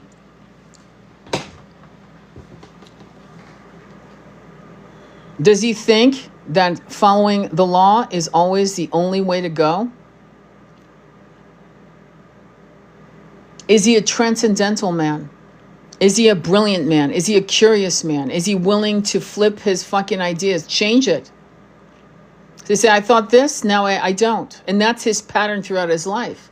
That means it'll always be his pattern. But if he's stuck in the mud, like a nail in cement, and he won't move his point of view ever, not even a dial at all, then you just married a big asshole. He's a monster. He's a monster. He might have a nice smile. He's still a monster. And so be aware. And I don't know why women haven't been, I don't know what you mothers are doing, teaching their, what the fuck are you, oh, I hate me, just hate men. Oh yeah, that's a good answer. Just hate all men. It's a great answer. Bravo. Especially if your daughter's straight. Where's she going now if she's straight? Great answer, mama. Why don't you teach your daughter how to fucking choose a man and why you made mistakes? Teach your daughter about sex. Okay? Teach your daughter what's acceptable, what's not acceptable. I'll give you an example. When you have your period and a man says, oh good, I'm going to get a BJ, wrong fucking answer. Wrong. The only answer is, baby, you got your period. I'm going to get you a hot water bottle. Comes home with chocolates, magazines, and hugs. That's the only answer. Period does not mean BJ for you, my friend. Do you understand? This should be taught. Do we have to teach this to our girls? So they understand that the minute he says that, she's packing her fucking bags? Because I can tell you that I was in relationships with two men. They had problems, don't get me wrong. No pedestals here. But they had that in common. Oh, baby, I'm going to make you some soup. Oh, baby, here's some Dong Quai and some black cohosh tincture. Hey, baby, I got you your favorite tampons. They had them. I bought 2 packs. That's the man you marry.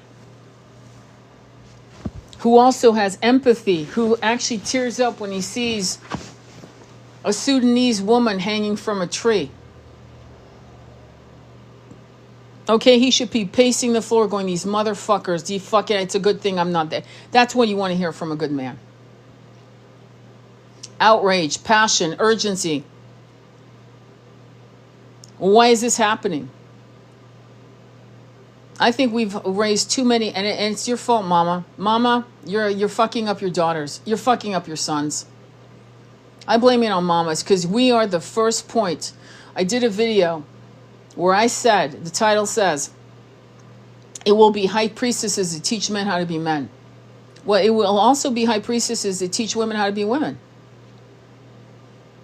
It will be high priestesses that deconstruct racism, sexism, injustice.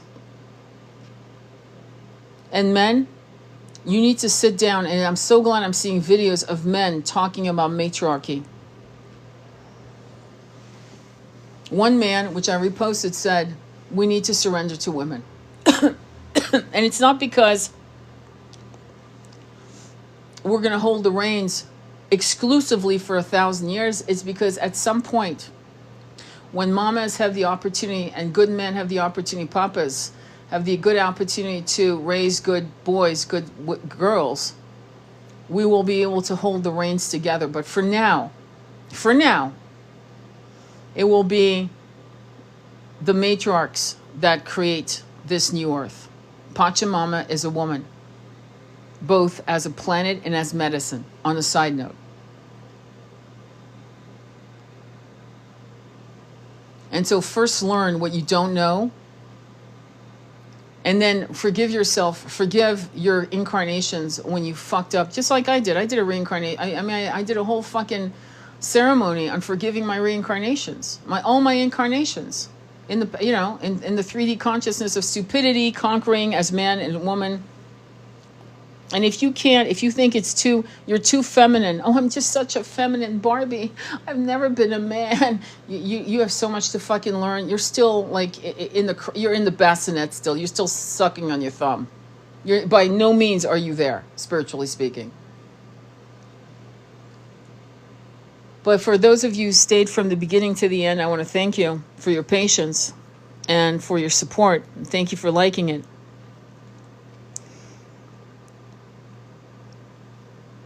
And no, a lot of men aren't these bad men. Absolutely not.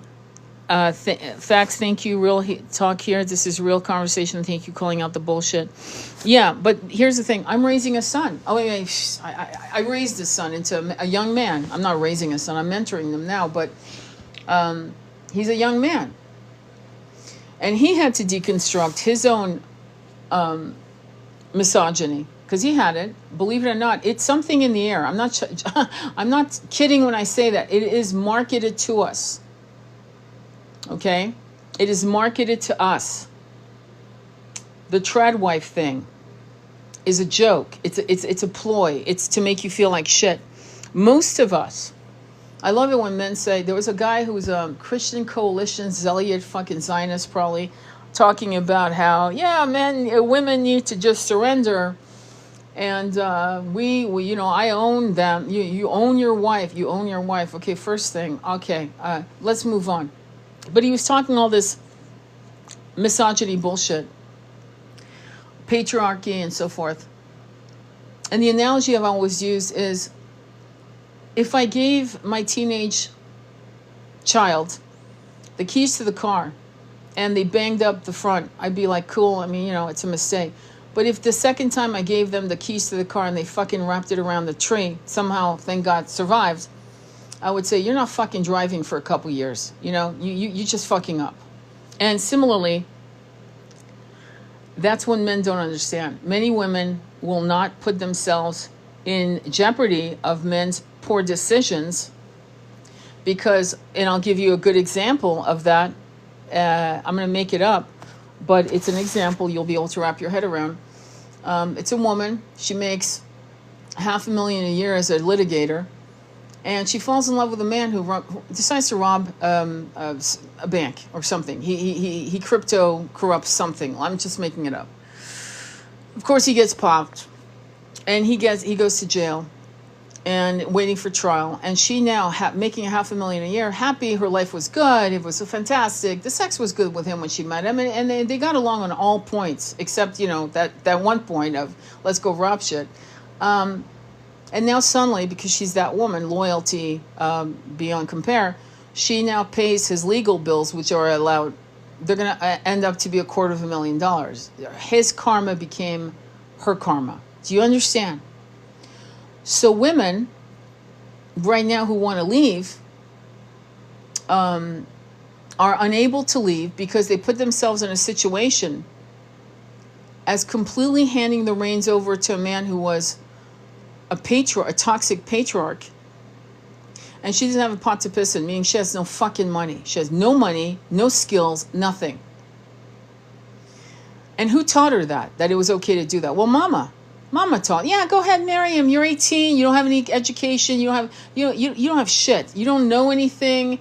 You have no fucking knowledge. You have no degrees, no certifications. Yeah, go ahead and marry him and let him take care of you, and eventually the kids are gonna pop out. And yeah, good life. Those are what mothers are doing to their daughters. They're basically, in my opinion, pimping out their girls to get them out of the house. And what ensues is 23 or 30 years later, a woman sitting at the kitchen table realizing, I'm fucked. And this man's rabid. He's a monster. He's beaten me up. He's drunk. He has been cheating on me. And now I realize I'm not safe here, finally. I'm not safe here, and I don't have anywhere to go. I don't have anything. Like literally nothing. And some women are finding this out in 2026. They are sitting at the kitchen table telling their husband they're going to leave, and the husband, who has knowledge and money and power and the bank accounts he can hide and all that shit, is saying to her, you're not going fucking anywhere because you're not getting a fucking dime. And because these women don't know shit about shit, and they can't afford an attorney, literally can't. They can't afford the $3,000. They can't afford the $5,000 retainer fee it's going to take. They don't have anything. They sit there realizing, I have nowhere to go. Now, if we had communities, beautiful communities, some of these communities could cater to these women. Because the batterer shelters, they don't do that anymore. There's been so many cuts that silently many of these shelters are gone. They have nowhere to go with their kids. Nowhere. There's no housing. There's nothing. Did you know that? Did you know that even leaving the state, they will give you $50 to $100 as much to fill up your gas tank, and that's it. Did you know that? So these women are sitting at the kitchen table going, I'm fucked. And we are not organized enough, good men and good women who have organized communities to maybe create little tiny homes for that very thing. Come on, you got 3 kids, it's going to be tight. It's a tiny home, but what the fuck? It's a roof.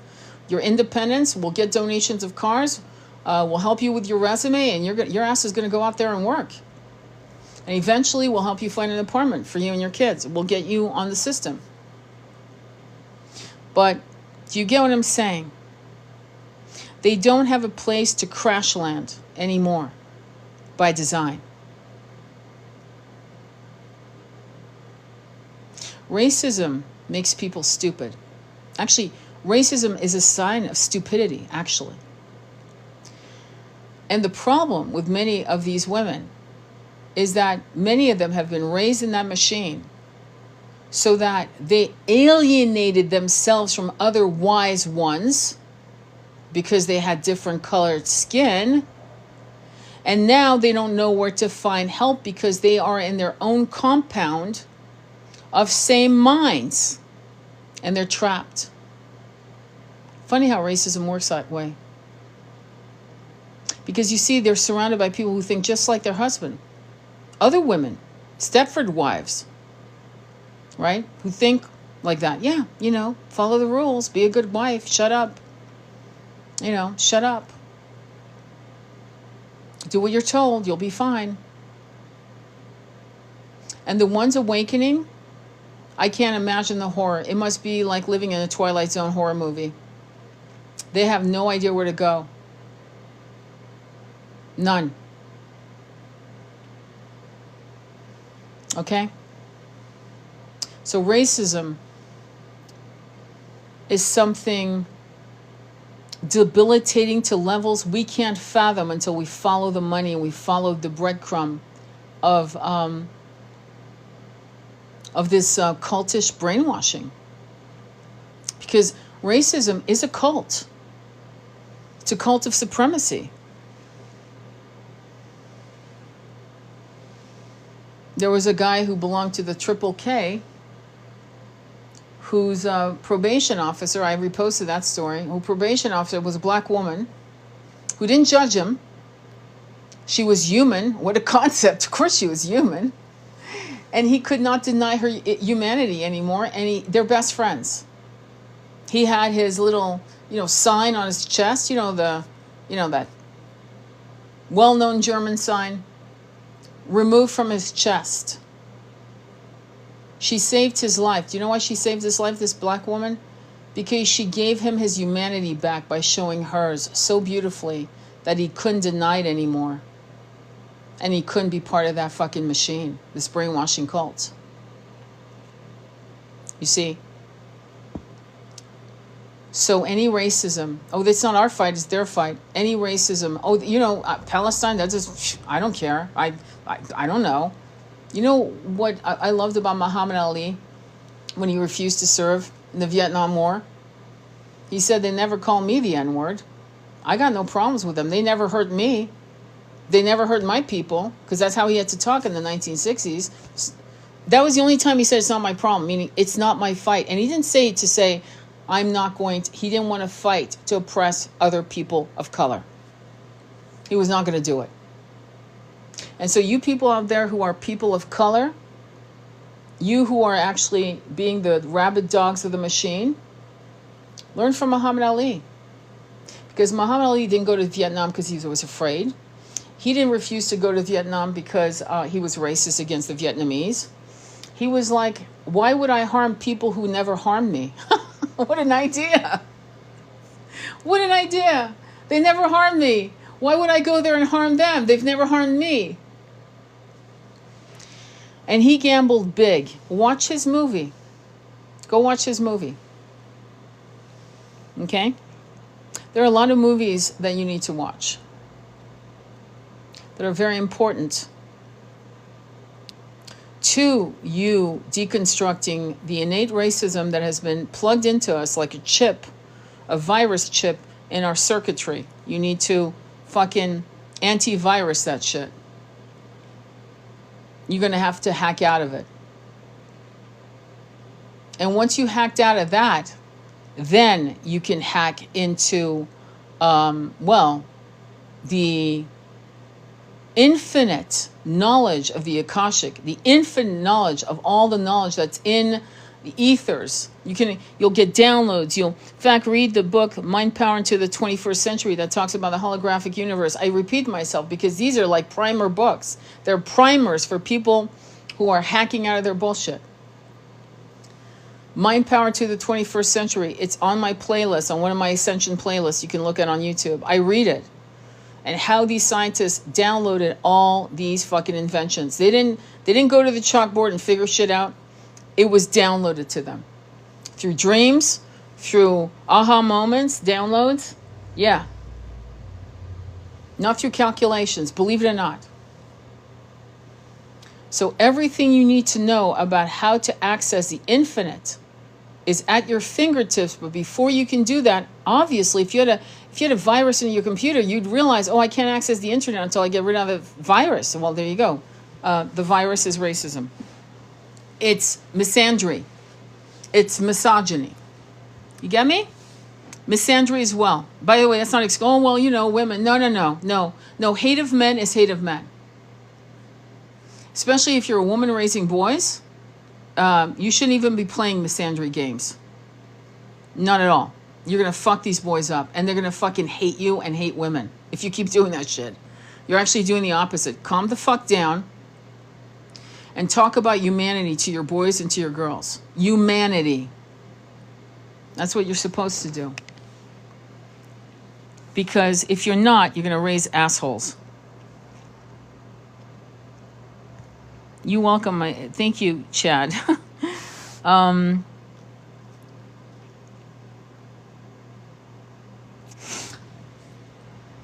There are good men out there, and you know who you are. You're the kind of man who will call out men who do wrong by women, by girls. Sasha Riley showed us. He's like sadly, the poster boy of toxic men harming boys, girls, teenagers.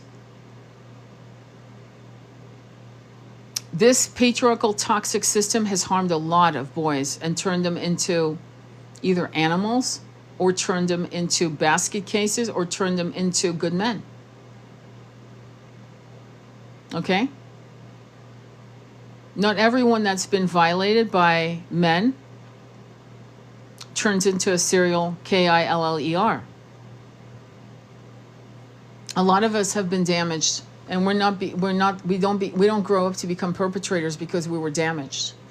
We learned how to fucking heal that shit as best as we could, but we would never think of harming a person like we were harmed. It's inexcusable, and we know it. You see what I'm saying? There's a lot of shit we need to not, cater to. And the abuse has to stop. Exactly. The abuse has to stop, and the abuse is stopping because it's being exposed. But what will happen is you will see a chasm between good, light, and evil. Evil, toxic, poison. Watch David Icke.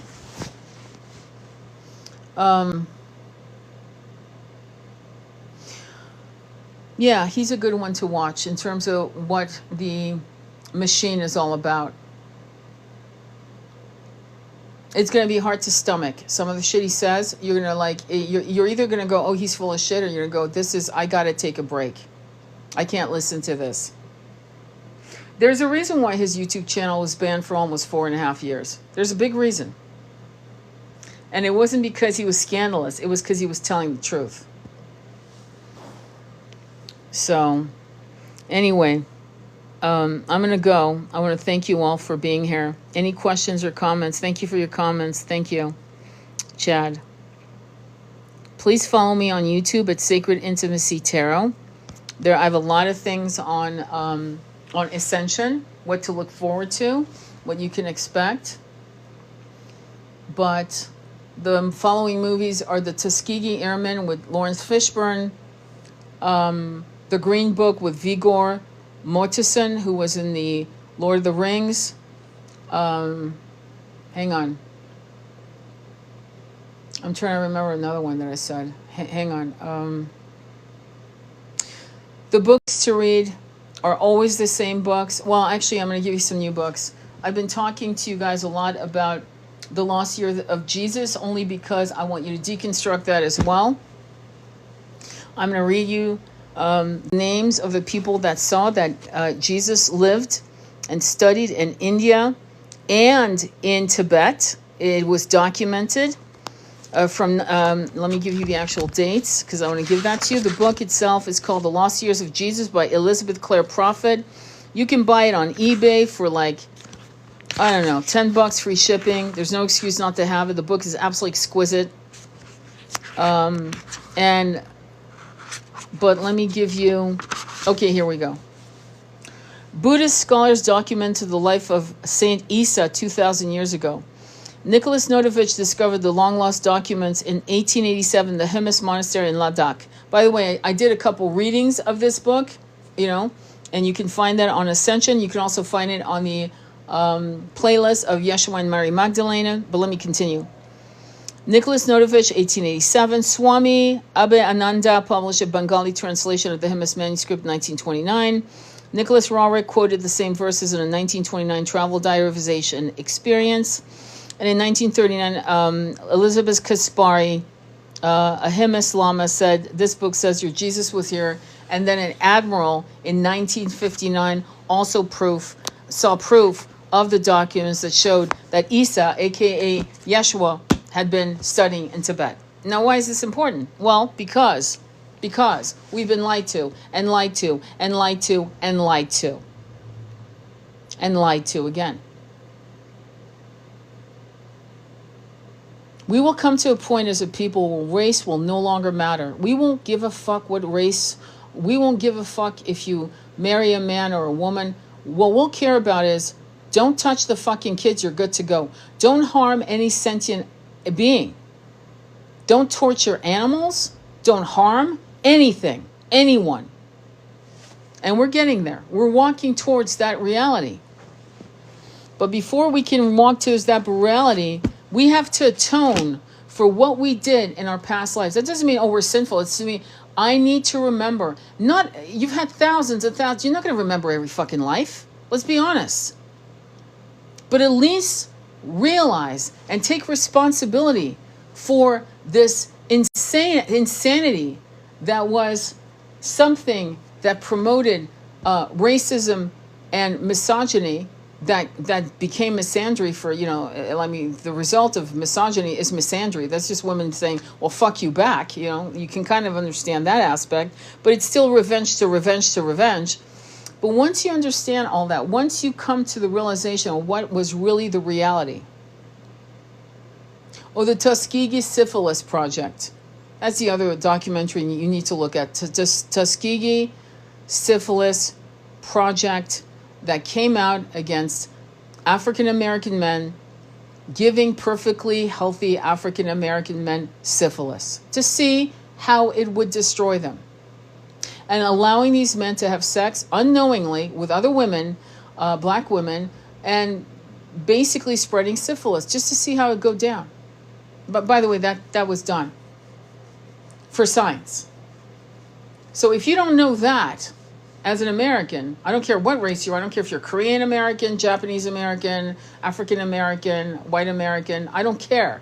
If you don't know this shit, Tuskegee Airmen, Patton's Third Army, the Japanese soldiers that won the most medals in World War II. You don't know barely any. All you know is the word internment camp for Japanese. That's all you know. You've actually never seen a documentary on it. Like, if you don't know that, you know about the boarding schools for the Native Americans, but you've actually never sat and looked at a fucking documentary on the absolute psychology and damage it did to Native American people across this land. Like, if you don't know this, then you need to sit your ass down for the next 3 weeks and every once in a while throw yourself a comedy to kind of soften the edges.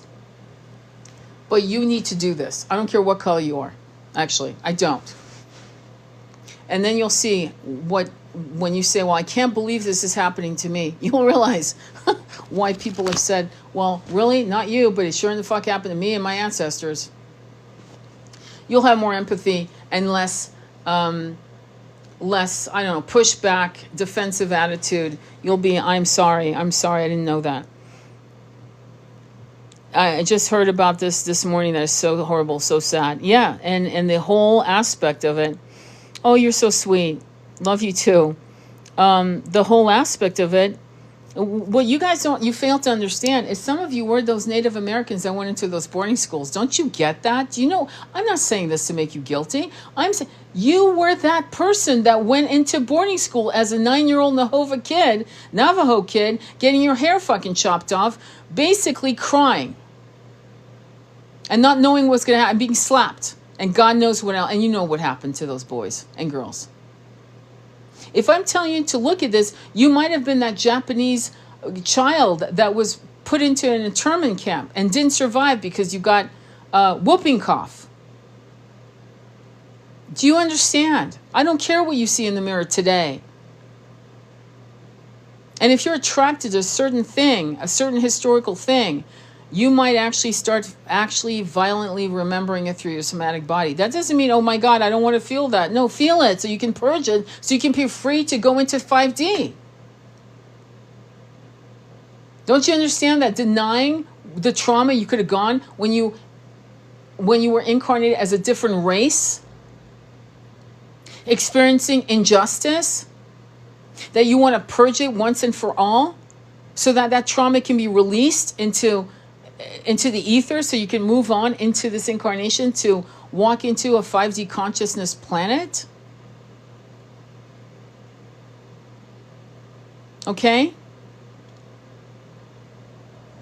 I'm not going to get into something that recently happened to me. When I mean recently, 2 years ago, minding my own business, having a healing session with my healer, and uninvited, unbeknownst, something came up that was from a past life traumatic issue that came from another race lineage experience. And then I realized why I'd been so connected to those people that are, I don't have any bloodline even close to those people, whatever those people are. It doesn't matter.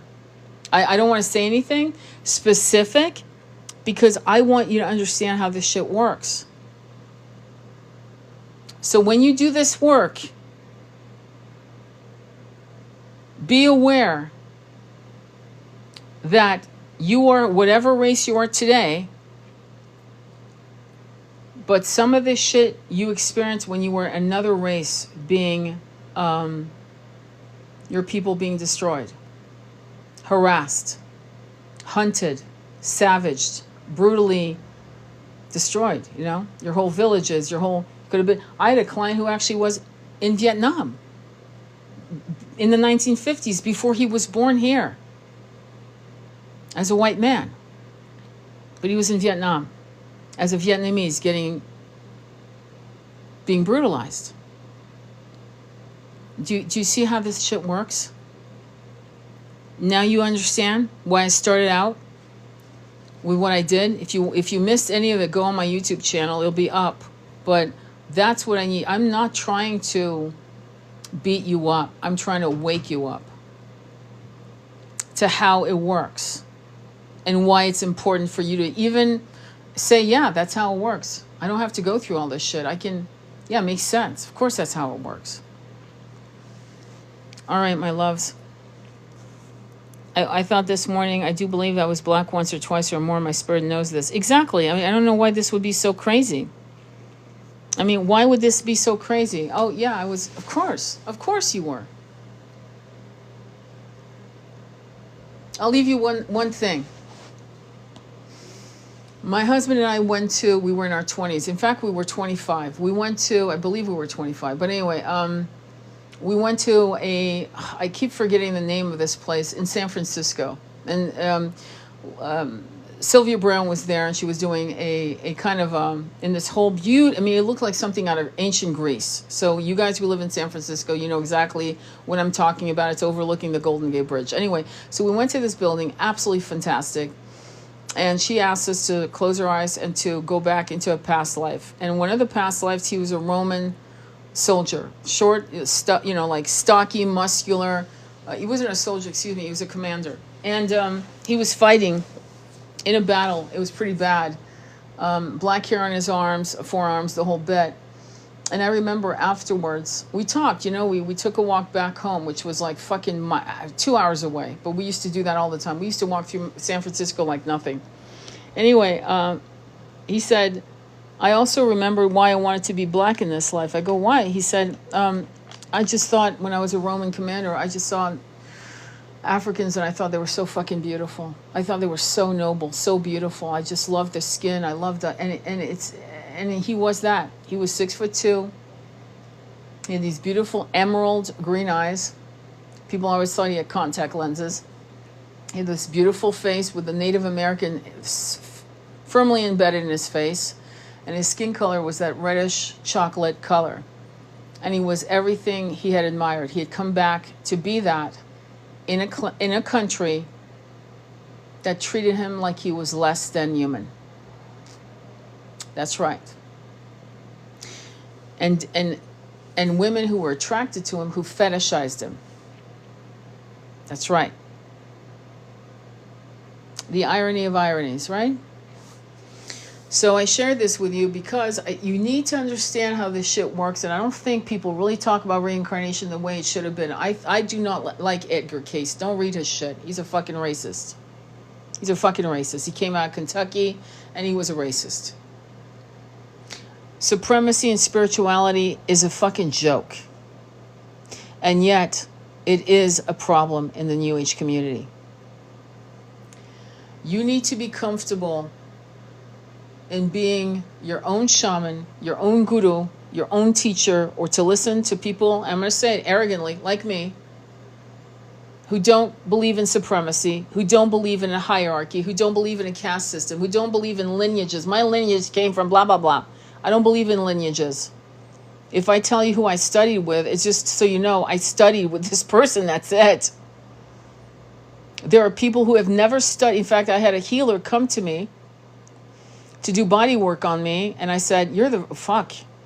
She's a shaman. I said, she's not native, she's white. One day we won't have to say that about each other. You're white, you're black, you're this, you're that. We won't say it, thank God. I pray for that day. But for the purpose of the conversation, this woman was a fucking straight up shaman, and she taught herself. What does that mean? She remembered herself. As a shaman in this country, as a Native American woman, as a shaman in Ireland, as a shaman in Africa, as a shaman in Japan, as a shaman in China, she brought it all back, and I sat under her hand and was blown to bits and reset and regrouped. I was blissed out. You can't teach that kind of power. It's remembered. You get me? So I don't give a fuck what your lineage is. I care about how powerful you are. Does that make sense? And sending you much love on your journey. I'll have this up on YouTube, Sacred Intimacy Tarot. Follow me on YouTube, because actually on the 20th, this motherfucking app turns into a machine for the machine. And I'm going to have to take away my beautiful drawings that you love, that I love creating for you. And you're going to be looking at my shaman drum, my crystals, fucking altar, whatever the fuck. And I will be talking.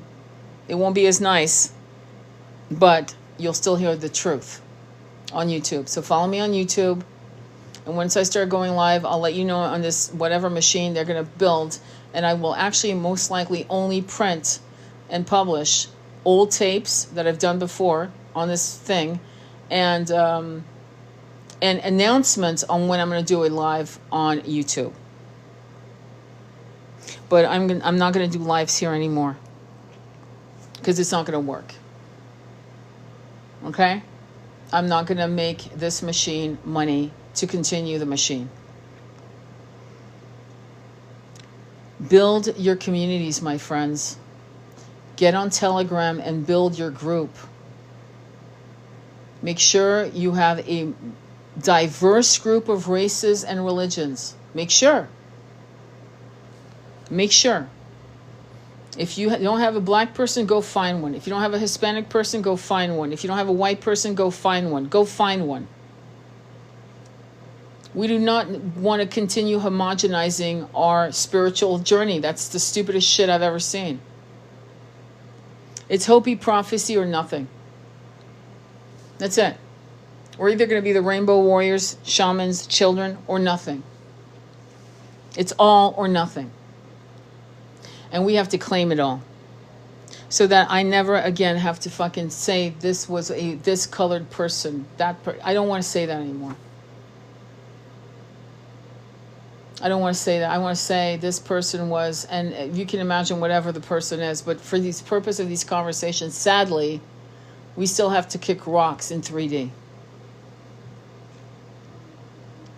All right. Thank you, Chad. Yeah, follow me on YouTube, Sacred Intimacy Tarot. Much love. Namaste.